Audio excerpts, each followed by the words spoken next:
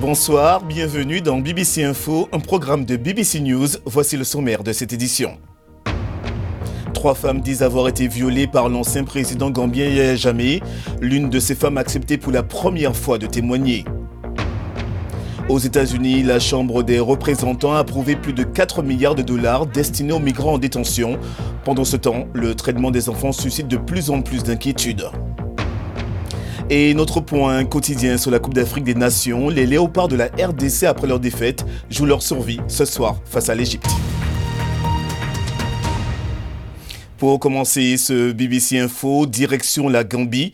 Une ancienne reine de beauté a déclaré qu'elle avait été violée en 2015 par l'ancien président Yahya Jammeh.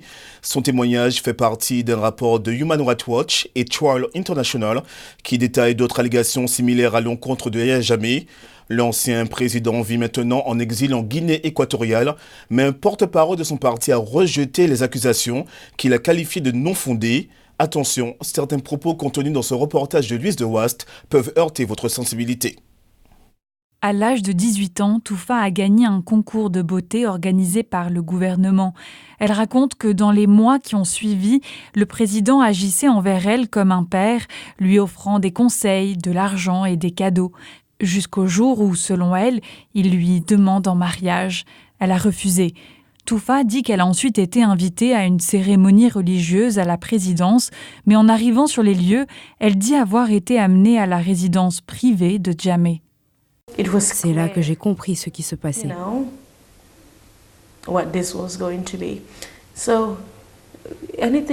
Tout ce qu'il pouvait faire pour m'humilier, me rabaisser au plus bas, il l'a fait.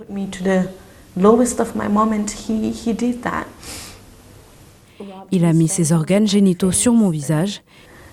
Il m'a poussée à terre sur mes genoux. Il a relevé ma robe. Et là, il m'a sodomisée. Je criais de toutes mes forces. Et il a injecté quelque chose dans mon bras. Je me débattais et je pense qu'à travers tout ce temps, ma plus grande honte vient du fait qu'à partir d'un moment, j'ai arrêté de me débattre. Quelques jours après, de peur que cela se reproduise, Toufa s'est enfuie au Sénégal. Elle a cherché l'aide des organisations internationales qui lui ont accordé le statut de personne sous protection et l'ont fait partir vers le Canada où elle vit depuis. La BBC a tenté de prendre contact avec Yahya Jammeh pour lui demander son avis sur votre témoignage.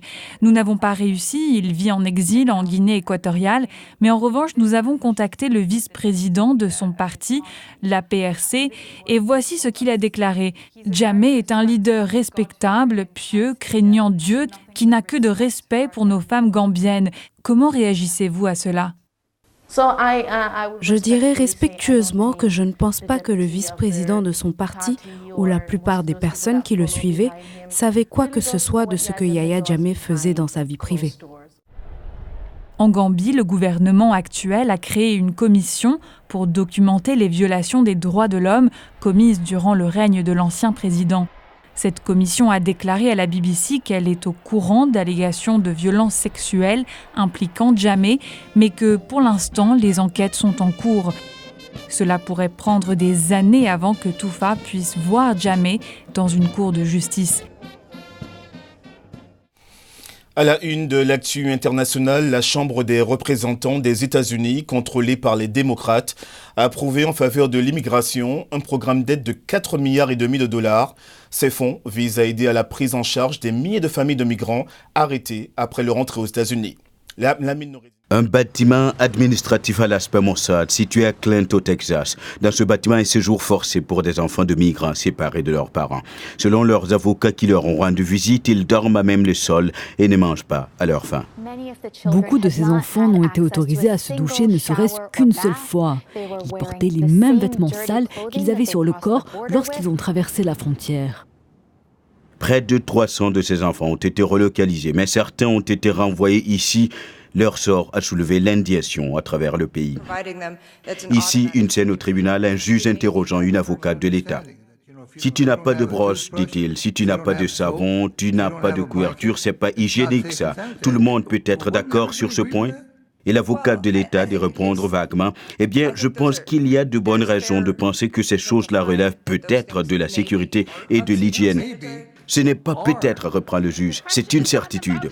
Dans ce contexte, la Chambre des représentants, contrôlée par les démocrates, a voté en faveur d'une aide humanitaire de 4,5 milliards de dollars à investir à la frontière sud.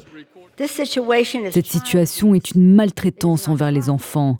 C'est une atrocité qui viole chaque valeur qui nous tient à cœur, non seulement en tant qu'Américains, mais en tant qu'êtres soumis à des normes morales. Le projet de loi toutefois fait face à un obstacle sérieux. Le Sénat contrôlé par les républicains devrait encore l'approuver et le président Donald Trump a menacé de lui opposer son veto. Lorsque la politique de séparation des enfants a été exposée au grand jour il y a un an, une colère générale s'en était suivie. La première dame, Melania Trump, a visité la frontière et le président a été contraint de faire demi-tour. Mais la tenue des registres par les responsables américains était si abominable que des milliers d'enfants restent séparés de leurs parents. Le tollé s'est accentué avec la publication de cette image bouleversante montrant les corps d'un père et de sa fille noyés alors qu'ils tentaient de traverser le fleuve Rio Grande à la frontière américano-mexicaine. Sur le côté sud de la frontière, le Mexique a déployé des troupes supplémentaires pour ralentir le flux de migrants, mais particulièrement pour les migrants qui fuient les troubles au Venezuela ou ceux qui fuient les bandes de narcotrafiquants. Aucun dispositif de sécurité n'est assez impressionnant pour les arrêter. Le reste de l'actualité en bref et en images. Des ONG attaquent en justice le géant français Total pour ses projets d'exploitation pétrolière en Ouganda. Elles accusent le pétrolier de ne pas respecter son devoir de vigilance. Le méga-projet pétrolier dénommé Tilenga pourrait conduire au déplacement de 50 000 personnes et avoir des conséquences graves pour l'environnement. Les robots pourraient devenir une nouvelle cause de chômage. Selon le cabinet britannique Oxford Economics, il se pourrait bien que d'ici 2030, 20 millions d'emplois industriels disparaissent à travers le monde, tout simplement parce qu'ils auront été remplacés par des robots. Selon le cabinet, ces changements seront positifs pour la croissance économique, mais contribueront à creuser les inégalités. Et puis le breakdance devrait bien faire partie des sports au programme des Jeux Olympiques de Paris 2024. Le Comité international olympique a validé 4 sports additionnels à l'unanimité. Le breakdance, le surf, l'escalade et le skateboard. La décision définitive sera prise fin 2020. Passons maintenant au grand angle de ce BBC Info. À Lagos, la capitale économique du Nigeria, plus de 22 millions d'habitants génèrent 17 000 tonnes de déchets chaque jour. Et dans certaines parties de la ville, ces détritus ne sont tout simplement pas ramassés. Dans une école, un concept original a été mis en place. Il consiste à proposer aux parents de payer les frais de scolarité avec des bouteilles recyclées. Plus il y en a, moins ils paieront. Une initiative à la fois environnementale et sociétale. Malade de Sangari. La plupart d'entre eux commencent à percevoir la valeur des bouteilles en plastique. Ils ne les considèrent plus comme des déchets, mais comme une solution. J'ai du mal à payer la scolarité de mes enfants. Souvent, je paie la moitié et le reste plus tard. Mais le programme Recycle Pays me facilite vraiment la tâche désormais.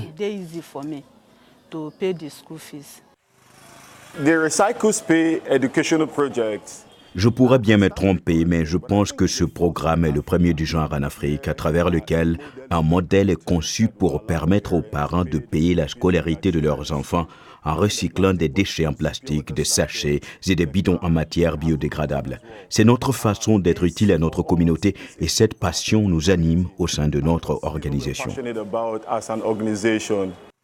Cette initiative est capitale.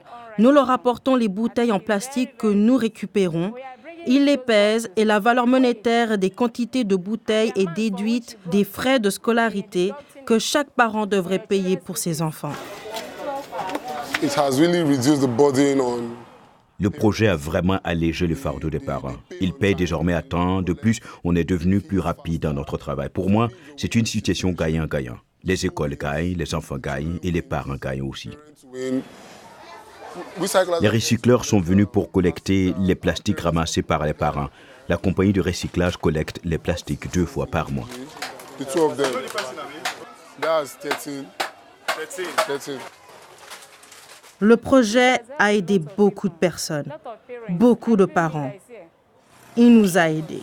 Nous avons pour ambition de soutenir dans les 6 prochaines années plus de 10 000 enfants, ce qui signifie que nous avons du pain sur la planche. Ce n'est pas un projet seulement destiné qu'à Adjangoulé ou seulement à l'État de Lagos, c'est un projet dont la portée concerne tous les Nigérias.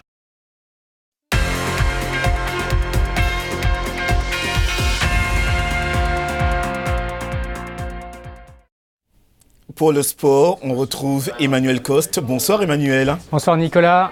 3 matchs à l'affiche aujourd'hui à la CAN en Égypte. Et je crois que vous avez déjà un résultat pour nous. Tout à fait, vous êtes bien informé Nicolas. Oui, parce que dans le groupe B à Alexandrie, le Nigeria a remporté sa 2e victoire en autant de matchs. Un petit but à 0, comme il l'avait fait contre le Burundi. Cette fois-ci, cet après-midi, c'était face à la Guinée. Un but de Kenneth Omeruo à la 73e minute. Et ça suffit au bonheur des Super Eagles entraînés par Gernot Rohr, parce que maintenant, ils se retrouvent avec 6 points au compteur, 2 victoires pour 2 matchs. Et tout dépend effectivement du score du match entre le Burundi et Madagascar demain dans ce même groupe B à Alexandrie. Parce qu'en cas de match nul entre ces deux équipes, eh bien, les Super Eagles sauront d'ores et déjà qu'ils sont qualifiés pour les 8e de finale. Voilà pour le groupe B, donc le seul match à l'affiche du jour. Mais on a aujourd'hui aussi les 2 rencontres du groupe A, à commencer par Ouganda-Zimbabwe tout à l'heure au Caire, à partir de 17h en temps universel. Et là, en cas de victoire de l'Ouganda, l'Ouganda aura 6 points au compteur et sera bien placé pour se qualifier pour les 8e de finale, car l'Ouganda, je vous le rappelle, avait battu la RDC 2-0, alors que Zimbabwe s'était incliné face à l'Égypte 1-0. Et puis ce soir, en match vraiment sensationnel sur le papier, Égypte-RDC, on va retrouver pour en parler notre envoyé spécial au Caire et en Égypte, Pierre-Antoine Denis. Pierre-Antoine, on peut dire que les Léopards n'ont absolument pas le droit à l'erreur, hein.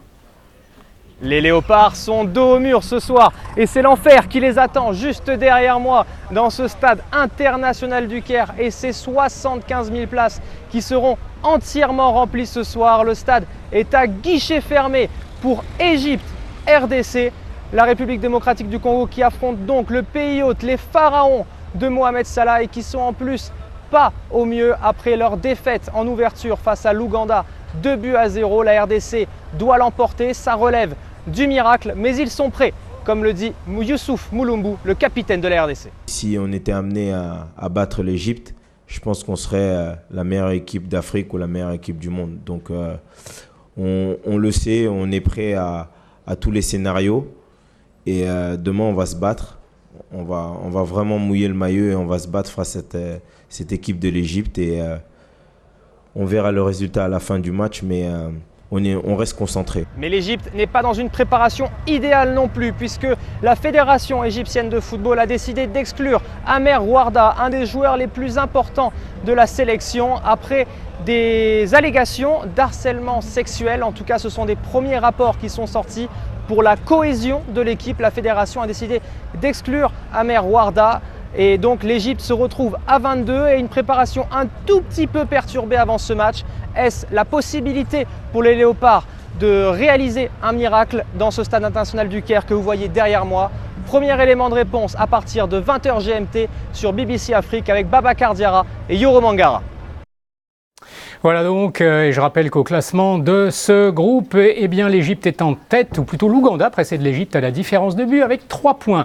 Je vous rappelle en bref également qu'hier dans le groupe F, le Cameroun, tenant du trophée, a bien entamé la défense de sa couronne en battant la Guinée-Bissau 2-0, but de Yaya Banana et de Stéphane Boaken, 2 buts inscrits en l'espace de 3 minutes. Alors qu'hier soir, les écureuils du Bénin ont tenu en échec les Black Stars du Ghana, 2 buts partout, 2 buts de Michael Poté pour les Béninois, dont le premier d'ailleurs inscrit dès la 2e minute de jeu, contre 2 buts des frères Ayou. Vous vous en souvenez certainement de Nicolas, André, puis Jordan. On fait mouche pour les Black Stars, 2 partout, score final.